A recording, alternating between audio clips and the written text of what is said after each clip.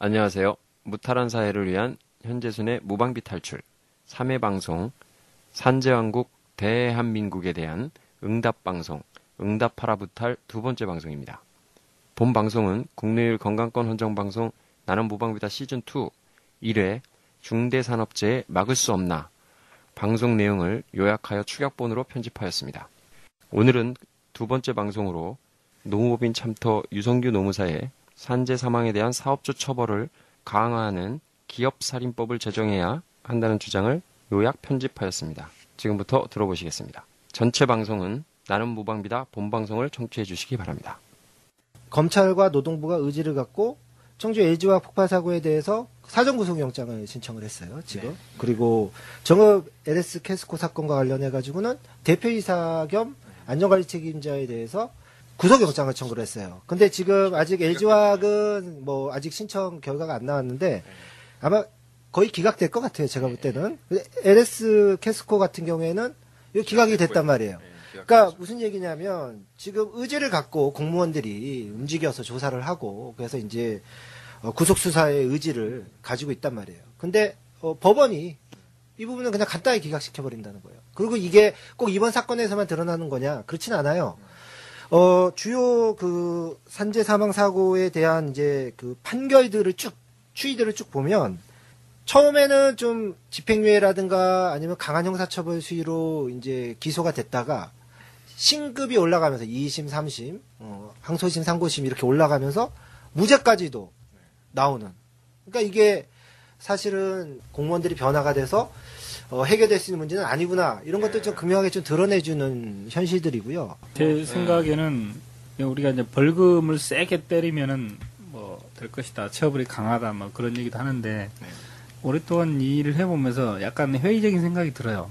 그게 대안인 것처럼 생각을 했는데 요즘에 와서 뭐냐면 지금처럼 우리나라의 수많은 다단계 하도급 구조가 여전히 존재하는 상황에서 벌금을 뭐 1억을 때린다? 그러면 그것은 하청업체한테 그대로 전가되거든. 니들 하청업체 근로자들 니들이 관리를 잘못해서 우리가 벌금 맞았기 때문에 니들이 깽값 물어라. 이런 식으로 전가가 된단 말이에요. 그래서 그런 것도 중요하지만 내 생각에는 좀 이 사회봉사 명령을 좀 강하게 때리는 거죠. 건설 현장 가서 뭐 용접 시다바리를 뭐 몇 개월을 시킨다거나 뭐 용광로 사고 난 그런 용광로 사업장 같은 데 가서 그 뜨거운 물 맞으면서 일을 해봐라. 조선소 그 30도 40도 넘는 그 뜨거운 여름에 니들도 물 떠나려고 한 번씩 해보라 이거죠. 그런 식으로 해야 아야 이게 근로자들의 안전보건에 신경을 써야 됐구나. 내가 이제 사업장으로 복귀했을 경우에는 왜냐하면 내가 고생하니까 그런 쪽도 한번 고민을 해볼 필요가 있을 것 같고요. 그래서 기업살인법 제정운동에 대해서 좀 어떤 분들은 좀 오해를 하시는 분들이 있어요. 뭘 오해하냐면 그냥 처분수를 그냥 높이자는 운동으로 알아요. 근데 사실은 기업살인법 제정운동은 그것이 아니고요. 기업이 이제 압박을 느낄 수 있을 정도의 다양한 처벌 유형과 다양한 처벌 수위를 고민해야 된다는 거예요. 이거 안전을 사전에 예방하지 않으면 나중에 일이 벌어졌을 때 훨씬 더 큰 타격을 입겠구나. 라는 각인 또는 응징이 있어야 기업은 움직이거든요. 왜냐하면 그 위험, 리스크를 안 넣을 수가 없거든요. 왜냐하면 돈을 벌어야 되는데 더 큰 손해를 입을 가능성이 있으니까. 안고 있는 문제의식 자체는 그겁니다. 우리 국장님 말씀하셨던 뭐 사회봉사 명령이 돼도 좋고요. 아니면은 공시제도가 될 수도 있어요. 아주 악덕, 산재, 아니면은 중대 사고들을 발생시킨 기업들에 대해서 대외적으로 아주 공표를 해버리는 거죠.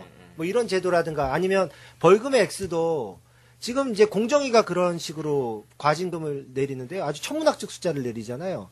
수백억, 수천억 원. 그 기업이 그 사업에서 벌어들인 전체 이윤을 다 내놓는 형태. 뭐 이런 것까지도 실제로 현실적으로 이루어지고 있거든요. 예를 들면 이런 거예요. 이제 불산 사태가 벌어졌을 때 국가가 없었지만 거기에 언론도 없었단 말이죠. 몇 가지 그들의 그 문제점을 얘기를 하자면 항상 먼저 나오는 단어는 큰 사고에 대하여 안전 불감증 얘기가 나오죠. 그렇죠. 누구 안전 불감증을 얘기하는 거야 도대체? 아마도 그 현장에 말단 직원들이 걸리는 것으로 보통 묘사가 되죠. 예.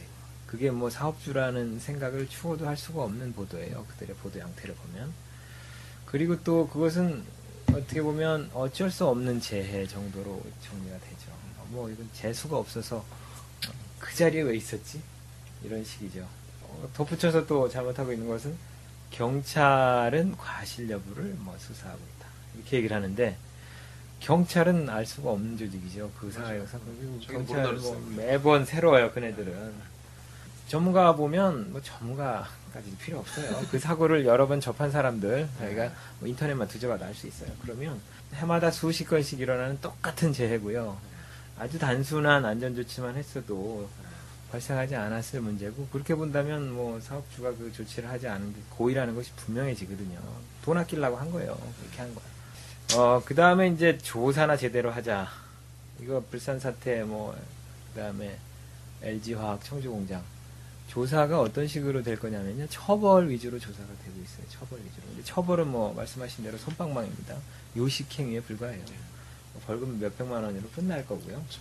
교훈으로 삼을 수 있는 조사 자체도 없다. 노동부나 경찰에서 하고 있는 조사라는 것은 기본적으로 처벌을 위한 것이고 거기서는 대부분 검찰에 넘기고요. 검찰에 넘어간 송치 서류는 다시 법원으로 넘어가죠. 법원에 이제 기록물 창고에 짱 박혀 있고요. 그것을 다시 들춰보기란 매우 어렵죠. 우리가 지금 당면에서 할 중요한 일 중에 하나는 그 많이 발생한 그 어마어마한 사고들에 대한 그 법원 기록물을 다시 꺼내서 전문가들이 다시 분석하고 교훈을 삼는 것들이 매우 중요한 일 중에 하나예요. 저도 그 부분에 대해서 동의를 하고, 근데 이제 한 가지 다른 점은 기업이 그것을 찾아서 꺼내서 분석할 수밖에 없는 구조를 만들어야 된다는 그거죠. 거예요. 그러니까 무슨 얘기냐면 그 창고에 썩어가는 자료들을 기업이 안 찾아보면 안 되는, 반드시 찾아서 이 사고가 왜 발생됐을까를 그렇죠. 궁금해할 수 있는 그런 상황을 만들어야 돼요. 그런 상황을 연출해야 되거든요. 옛날에 그 잡지 기사 중에 이런 재밌는 걸 봤어요. 캐나다와 미국을 왕복하는 어떤 그 배가 있는데 이 배에서 이제 기름을 이제 폐기물을 이제 일정 배를 운행하다가 이제 버리게 되는데 버리는 포인트를 이 선장이 어디서 잡냐면 아주 긴 강에 따라 올라가잖아요. 걸렸을 때 벌금이 가장 적은 곳에서. 그게 기업의 속성이거든요. 그러니까 기업이 지금 이거를 분석하지 않으면, 그래서 뭔가 대처를 하지 않으면 문을 닫을 수도 있겠구나. 다시는 정보공사를 따낼 수 없겠구나. 이거 이러다가는 그냥 대표이사가 구속이 되고, 이런 상황을 연출을 해내면 우리가 시키지 않아도, 정부가 굳이 재정을 써가지고 그거 다 일일이 분석해내지 않아도 기업이 알아서 자기네 돈을 써가지고 아마 분석해내고 보고서를 보고 받고 대책을 세울 거거든요. 산업안전 아니면 이제 산재 예방을 위해서 투입하는 비용과 나중에 이제 사고가 발생했을 때 자기가 부담해야 되는 비용을 항상 비교한다는 거예요. 근데 지금 완전한 불균형 상태거든요. 근데 이 균형이 어느 정도로만 회복이 돼도 아마 많은 것들이 변화가 될 거라는 거예요. 그러니까 아까 얘기한 대로 사업장에서 사업주가 시키지 않아도 막 문제점을 찾으려고 혈안이 될 거고. 그래서 저는 기업주살인법이라는 것은 기업주가 그러니까 사망 사고와 관련해서 구체적인 책임이 있고 심지어 살인이라고 표현할 수도 있다. 이런 데 있어서 의미가 있고요. 그 캠페인은. 그러니까 사실은 슬로건으로서 상당한 의미가 있는 거죠. 제도의 변화의 방향은 다양할 수 있다고 저는 생각해요. 산업안전보건청의 형태로도 외화될 수 있고요. 아니면 지금의 산업안전보건법의 강화로도 나아갈 수 있고요. 근데 이런 것들을 아우를 수 있는 슬로건이 필요하다는 거죠. 그게 바로 기업살인법 제정운동의 의미입니다. 아까 방송 중에 했던 이야기인데 2114명이 숫자가 아니라 한 사람 한 사람 한 가족의 아버지고 딸이고 동생이고 손자고 사실 다 하나하나의 역사가 있는 이제 사람들이라는 거죠. 이제 때로는 우리가 이제 바쁘고 또 삶에 치여서 이제 숫자로만 인식을 하고 그 사람들의 역사와 삶들을 제대로 생각하지 못하는 것 같아요. 그러다 보니까 이 산재 사망이나 그 사고의 심각성에 대해서도 가슴으로 못 느끼고 또 그 책임자들이 제대로 처벌받지 못하고 뻔뻔하게 활보하고 다니는 모습에 대해서도 별다른 분노를 느끼지 않는 것 같아요. 우리가 지금 제기하고 함께하고자 하는 기업살인법 제정운동이 그런 교훈, 역사, 그리고 응징, 그래서 나중에 그 아들을 잃은 어머니, 아버지를 잃은 딸, 그들에게 우리 사회가 이런 것들은 최소한 하려고 노력했었다. 그들에게 좀 답할 수 있는 그런 운동이 됐으면 하는 그런 바람입니다. 예. 박종국 건설노조 노안국장님의 현장 개선이 우선돼야 한다는 주장과 청취자분들과 함께 할 수 있는 중대재해를 막을 수 있는 방법 세 번째 방송에서 계속됩니다. 기발하고 참신한 내용의 마지막 방송, 많은 청취 바랍니다.